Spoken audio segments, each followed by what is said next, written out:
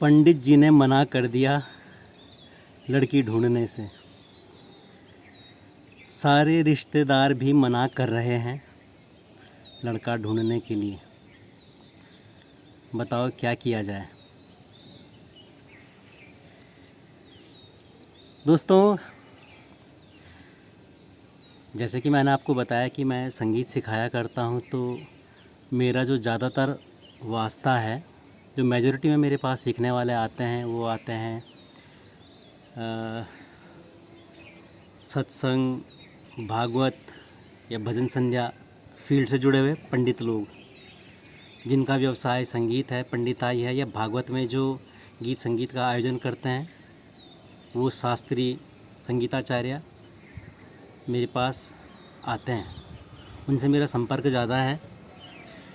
तो अक्सर वो कहते हैं कि यार, अब किसी के लिए रिश्ता ढूंढना आसान नहीं है और ढूंढना भी नहीं चाहिए, क्योंकि लोग अक्सर उनके पास आकर के एक ही बात कहते हैं कि पंडित जी, लड़का ज़रा बढ़िया ढूंढना है, या पंडित जी, लड़की सर्वगुण संपन्न दक्ष सुशील चाहिए। अब दोस्तों, ये आपको पता है कि सर्वगुण संपन्न का ज़माना नहीं रहा, और मैं व्यावसायिक भाषा में बोलूँगा तो वो लॉट ही ख़त्म हो चुका है अब, जब सर्वगुण संपन्न लड़का या सर्वगुण संपन्न लड़की मिलती थी। ऐसे में यह इच्छा, यह उम्मीद, यह आशा बेईमानी है, झूठी है कि आप ऐसा पार्टनर चाहते हो जो कि सर्वगुण संपन्न हो।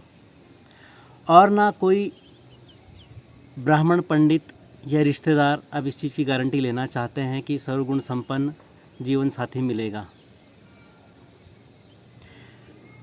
सर्वगुण संपन्न नहीं मिलने का कई सारे कारण हैं, उन पर तो मैं चर्चा नहीं करूँगा, परंतु ये समाज में एक बदलाव आ रहा है कि कोई भी अब किसी रिश्ते की गारंटी नहीं लेना चाहता है। गारंटी नहीं लेने वाला अपनी जगह सही है। गारंटी लेने वाला कहता है कि यार, हम किसी के पेट को फाड़ कर नहीं देख सकते कि उसका दिल कैसा है, उसका व्यवहार कैसा है, उसका चरित्र कैसा है। और वो एक ही बात कहता है कि जब हम किसी को दूर से जानते हैं तो हमें उसका केवल बाहरी आवरण, फिजिकल स्ट्रक्चर या उसका रंग रूप, कद काठी ही दिखाई देता है। अंदर से उसका आचार व्यवहार, चरित्र कैसा है, वो पता नहीं चल पाता है। और दोस्तों, अच्छे रिश्तों के लिए, अच्छे संग के लिए व्यवहार सबसे ज़्यादा ज़रूरी है। और वो व्यवहार कोई आधा मिनट, 1 घंटा या 1 साल में पता नहीं चलता है, ख़ास करके तब आप दूर से जानते हो।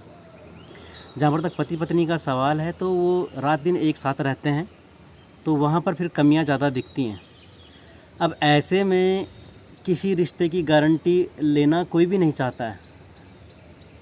अपनी तरफ से उनका तर्क ठीक है कि हम, अब अखरोट है, अखरोट अंदर से कैसा निकलेगा आप नहीं कह सकते, नारियल अंदर से कैसा निकलेगा आप नहीं कह सकते। बात ना सिर्फ लड़की की है और ना बात सिर्फ लड़के की ही है। गारंटी किसी की भी लेना बहुत जोखिम भरा काम है, क्योंकि जहाँ पर तक हस्बैंड वाइफ पार्टनर्स की बात है, अगर दोनों की नहीं खपती है तो दोनों तलाक लेकर के अलग अलग हो जाएंगे। लेकिन जिसने वो रिश्ता करवाया था,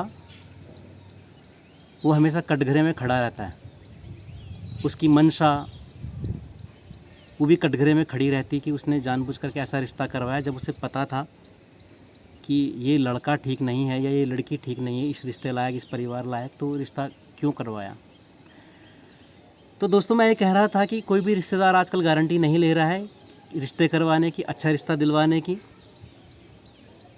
और ऐसे ही पंडित लोग भी, जैसे मैंने कहा ना कि मेरे साथ चर्चा परिचर्चा होती रहती है कि ज़्यादातर सीखने वाले इसी लाइन के आते हैं, जो कि जिन पंडितों का कर्मकांड से रिलेशन है, ये जिन पंडितों का संगीत और कर्मकांड दोनों से संबंध है, वो लोग आते हैं। तो उनके साथ जब भी चर्चा परिचर्चा होती है, अक्सर उनके यजमानों का फ़ोन मेरे सामने भी आ जाता है। तो वो अक्सर मैंने कहते सुने हैं कि ना भैया, गारंटी तो हम नहीं लेना चाहेंगे, सिर्फ हम तुम्हें बता देंगे कि वहाँ लड़का है या यहाँ पे लड़की है, बाकी आप अपनी जांच पड़ताल खुद करो। अब दोस्तों, यहाँ पर मैं एक मुद्दे की बात कहना चाहूँगा। आप अपनी तरफ से सही हो सकते हैं कि आप गारंटी नहीं लेना चाहते हैं। मैं ये कहूँगा, आप यदि गारंटी नहीं लेना चाहते हैं तो ऐसा कोई रिश्ता दिखाओ भी मत, मिलाओ भी मत। आप सिर्फ उस रिश्ते की बात करो जिसको आप जानते हैं, चाहे वो लड़का है चाहे लड़की हो। यदि आप नहीं जानते कि ये लड़का कैसा है, लड़की कैसी है, तो आप गाली ही खाओगे ज़िंदगी भर। आप कहते हो हमें नहीं पता अंदर से क्या निकलने वाला, कैसा निकलने वाला। दोस्तों, मैं एक बात कहूँगा, जब हम दुकान से कोई सामान लेते हैं ना, चाहे वो 1 रुपये की टॉफ़ी है, यदि वो एक्सपायरी डेट की है या वो ख़राब निकल गई, तो हम दुकानदार से लड़ते हैं। चाहे वो टॉफ़ी की बात है, कुरकुरे की बात है, किसी भी चीज़ की बात है, यदि वो सामान अंदर से ख़राब निकलता है तो हम दुकानदार से लड़ते हैं। यहाँ पर आपकी वजह से किसी का पूरा जीवन ख़राब हो जाता है तो आपको गारंटी लेनी चाहिए। आपकी ज़िम्मेदारी बनती है, आपकी नैतिक ज़िम्मेदारी बनती है कि आप गारंटी लें, अन्यथा आप ऐसा कोई रिश्ता ही ना करवाएं जहाँ पर आप गारंटी नहीं ले सकते हैं। हम किसी से मेहंदी लगवाते हैं, आप लोग आईब्रो थ्रेडिंग करवाते हैं, ज़रा भी आईब्रो ख़राब हो आपकी हो गई तो आपकी नज़र में ज़िंदगी भर के लिए वो दुकानदार, वो ब्यूटी पार्लर, वो हलवाई, वो मेहंदी लगाने वाला आपकी नज़र में किरकिरी बन जाता है। आप उसके बाद दोबारा जाना छोड़ देते हैं। इतनी छोटी सी बात जो कि 1 महीने के अंदर, हफ्ते भर के अंदर दोबारा से ठीक हो जाएगी, उसके लिए आप दुकानदार से लड़ते हैं, उसके लिए आप उस कारीगर से, उस आर्टिस्ट से लड़ते हैं। यहाँ पर आप किसी की पूरी ज़िंदगी आपकी वजह से ख़राब हो जाती है और आप गारंटी नहीं लेना चाहते हैं। दोस्तों, मैं ये कहूँगा, यदि आप गारंटी नहीं लेना चाहते हैं तो आप कोई ऐसा रिश्ता ना करवाइए।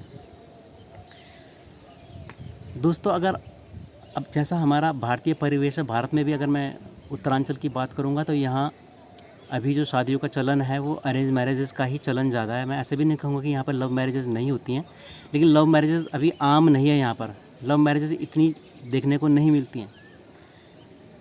अब ऐसे में रिश्तेदार या कर्मकांडी पंडित लोग अगर इस जिम्मेदारी को नहीं लेंगे तो क्या नवयुवक नवयुवतियाँ जो विवाह योग्य हैं वो कुंवारे बैठे रहेंगे घर पे? नहीं ना। मैं ये कहना चाहूँगा कि एक नए चलन को बढ़ावा दीजिए जिसको कि हम लव कम अरेंज मैरिज या अरेंज कम लव मैरिज नाम दे सकते हैं। मैं ये नहीं कह रहा कि आप जाति बिरादरी ना देखिए, धर्म ना देखिए, लेकिन मैं इतना ज़रूर कह रहा हूँ कि यदि लड़का या लड़की योग्य है और उसको कोई ऐसा जीवन साथी पसंद आ रहा है जिसके साथ वो जीवन भर खुश सुखपूर्वक रह सकेंगे, और मैं मानता हूँ कि किसी भी माँ बाप के लिए अपनी औलाद की खुशी से बढ़कर और कोई खुशी नहीं होती, और अपनी औलाद के दुख से बड़ा और कोई दुख नहीं होता। तो क्यों ना अपनी औलाद की खुशी में अपनी खुशी तलाशी जाए और उन्हें ढंग से गाइड किया जाए कि वो अपने लिए अपना भविष्य का मार्ग खुद अच्छी तरह से देखभाल करके, जांच परख करके अपना फ़ैसला ले सकें। तो आप उन्हें आगे बढ़ने के लिए प्रोत्साहित कीजिए, उनको मना ना कीजिए, बजाय कि वो हमारे भारतीय समाज के ख़िलाफ़, जिसको कि लिविंग रिलेशनशिप कहते हैं, बजाय कि वो लिविंग रिलेशनशिप में रहे, बेहतर है कि आप उनको एक दूसरे को समझने का मौका दीजिए। और यदि वो एक दूसरे को समझ करके कुछ दिन, महीने, साल में समझ लेते हैं और तब आगे बढ़ने का रास्ता चुनते हैं तो उनको आगे बढ़ने दीजिए, बजाय कि और कोई गलत रास्ता अपनाएं जो कि हमारे समाज के विरुद्ध है। क्योंकि दोस्तों, ये पूरी ज़िंदगी का सवाल होता है। यदि जीवन साथी आपकी इच्छाओं के अनुरूप नहीं निकला, आपके व्यवहार के अनुरूप नहीं निकला, तो जीवन झेल है, जीवन जेल है। ये जीवन ही जीता जागता नर्क है यदि आपका जीवन साथी सही नहीं निकलता है, आपकी उम्मीदों पर खरा नहीं उतरता है। ऐसे में जिम्मेदारी बन जाती है माँ बाप की, वो पहले ही क्लियर कर दे अपने बच्चों से कि यदि आप लव मैरिज करते हैं तो आपकी ज़िम्मेदारी बनती है। हालांकि देखो, आपकी औलाद आपके जिगर का टुकड़ा है, आपका ही खून है, आप उसको ऐसे भी नहीं छोड़ोगे, परंतु फिर भी मुझे लगता है कि आप ये फ़ैसला अपने बच्चों को ही लेने दें कि वो किसके साथ खुश रह सकते हैं।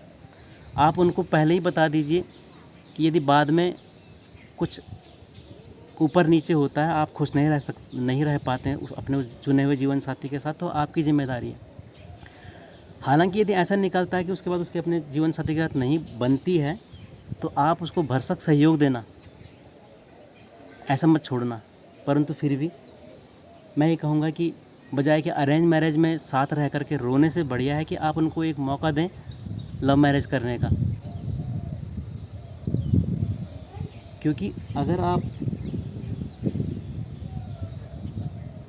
ना आप खुद जिम्मेदारी लेना चाहते हैं और ना आप उनको आगे बढ़ने देते हैं इस काम के लिए, प्रोत्साहित नहीं करते हैं, तो क्या होगा आगे भविष्य? हमें कुछ ना कुछ मध्य मार्ग अपनाना पड़ेगा, जो कि एक अरेंज कम लव मैरिज में हो सकता है।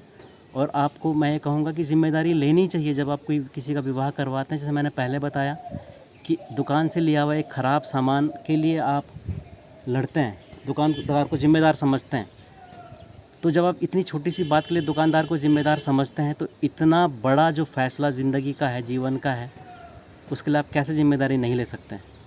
विचार कीजिएगा।